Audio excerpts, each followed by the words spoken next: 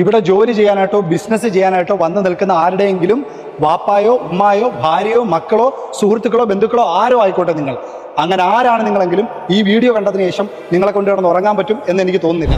എന്നാലും ഞാൻ പറയുകയാണ്, കാര്യം നിങ്ങൾ ഇത്തരത്തിലുള്ള കാര്യങ്ങൾ അറിഞ്ഞിരിക്കണം.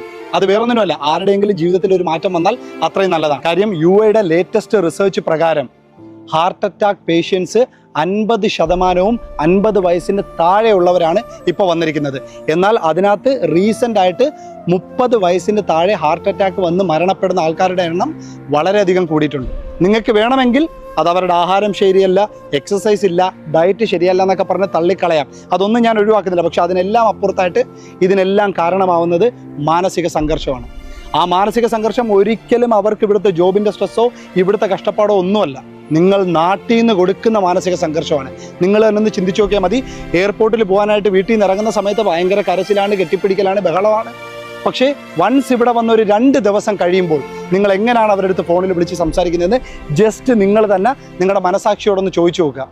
ഇവിടെ 100 പ്രശ്നങ്ങളുണ്ടെങ്കിലും അതിൻ്റെ 1% പോലും നിങ്ങളെ അറിയിക്കാത്തവരാണ് പ്രവാസികളെന്ന് പറയുന്നത്. സോ ഒരാൾക്ക് സ്വന്തമായിട്ട് ജീവിക്കാനുണ്ടെങ്കിൽ 100 രൂപ ഉണ്ടെങ്കിലും കേരളത്തിൽ ജീവിക്കാൻ പറ്റും. അപ്പോൾ അവരിവിടെ വന്ന് നിൽക്കുന്നത് നിങ്ങളുടെ എല്ലാവരുടെയും ബെനിഫിറ്റിന് വേണ്ടിയാണ്.